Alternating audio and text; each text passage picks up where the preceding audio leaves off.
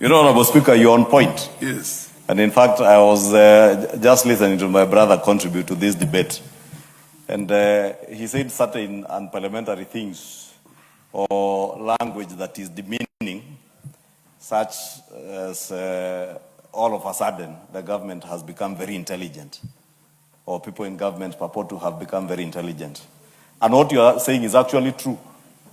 The Debt Committee deals with what the Budget and Appropriations Committee has worked on in estimates. Yes. My brother Ndindi was our chair of the Budget and Appropriations Committee for 2 years. Therefore, if this government has borrowed for 3 years, 2 out of the 3 years, it is my brother Ndindi who presided over that borrowing and budgeted for that borrowing and moved the House to approve that borrowing. Therefore, if there are people who have suddenly become intelligent, maybe it is my brother Ndindi who now suddenly has become more intelligent than everybody else. And therefore, Ndindi, I told my brother the other day, I was chair of Budget and Appropriations Committee in 2017, 2018, rather 2018, 2019.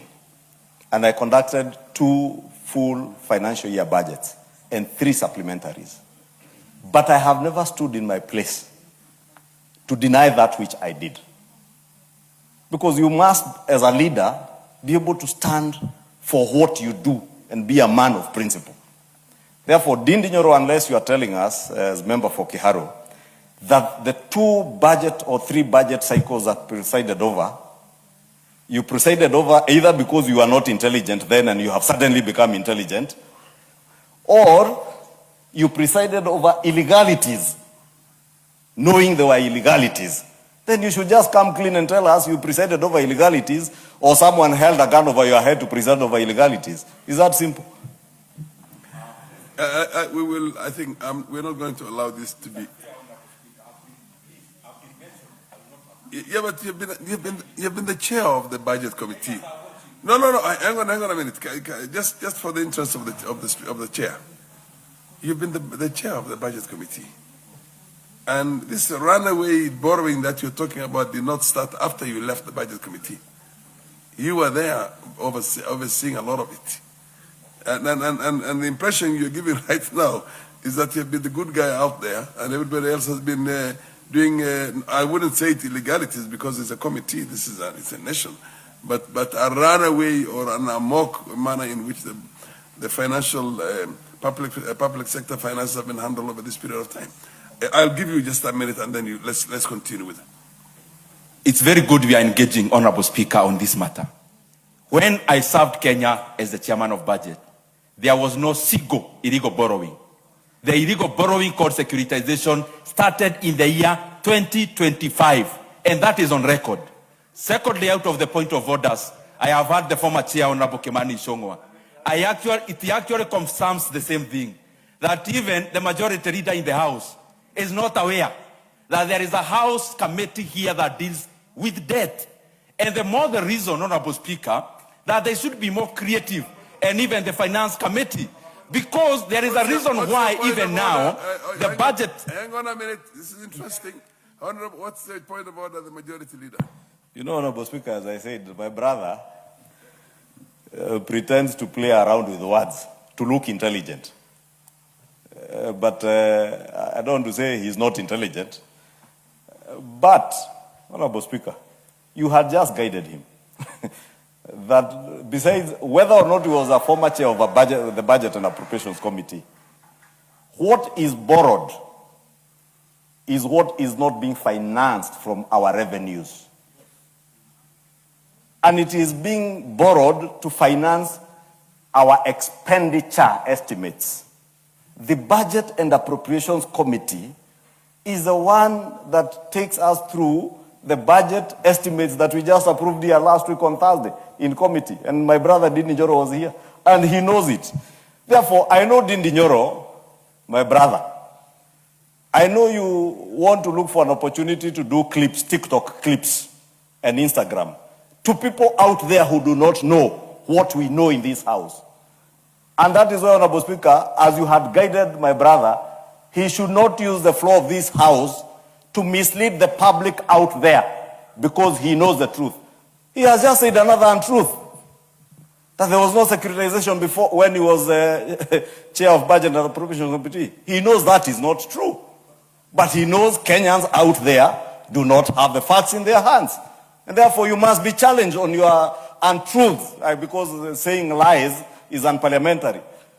But what is untrue is untrue. Honorable Ndindi, let us be honest with Kenyans. Let us be faithful to the truth. Let us be loyal also to the professions. Honorable Ndindi purports to be an economist or a student of economics. I am a student of economics. And as much as we work from assumptions in economics, I'm also an accountant where we worked with facts and figures. That is why I stand on facts and figures.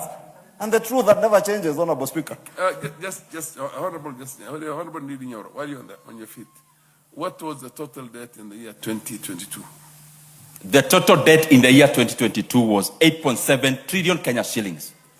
And the total debt, 2023?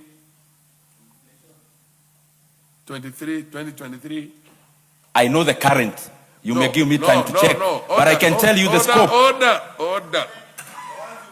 Order. Can you, this is also a house of facts. Give us what was what was the total debt in the year 2022? Just a moment. 2023, 2024, 2025, and then you tell us when it started running crazy. Honorable Speaker, I want to repeat and speak loudly. There was no single issue of illegal debt of the book loan prior to last year mid. It's called securitization. There was no single one when I served Kenya as the chairman of budget. Secondly, my brother Kimani Ichung'wa, it is also good for you to be truthful to yourself. The reason why we debate... The chair is the one which is seeking clarification for the benefits of the wider house and the nation out there. I want somebody to tell me what was the total debt 2023, 22, 23, 24, 25? And then you show me where things started going nuts. Yes, go ahead, Honorable. You might be able to shed lights on that. Honorable Speaker, as I said, my brother from Kiharu thinks, you can fool some people sometimes, but you cannot fool all the people all the time. And I had to come back from my office because I listened to a lot of untruths. You are asking a specific question. Yes. My brother is avoiding answering the specific question because he knows for the 2 years he was the chair of the Budget and Appropriations Committee, we were still borrowing. Number two, Honorable Speaker, in trying to fool people, he's now talking about securitization. I would challenge the Honorable Ndindi to show us in this Public Debt Committee's report where the issue of securitization is in their report. Because the issues, when I listened to the mover, the Honorable Adan move, and the second, the member for Baringo North, they were speaking about the fiscal deficit that is as a consequence of what we have already budgeted for as a house, including projects in Kikuyu constituency, in Kiharu constituency, and in all our constituencies in the country, Honorable Speaker, including the teachers that we are paying for the 100,000 teachers we have recruited. And not to mention the school capitation that the member for Kiharu was trying to incite the public out there again on. That school capitation money has been provided for here. And he knows the revenue estimates as they are. And he has been there, Honorable Speaker. Therefore, let him answer you, Honorable Speaker, the specific question. Honorable Ndindi, order. Can you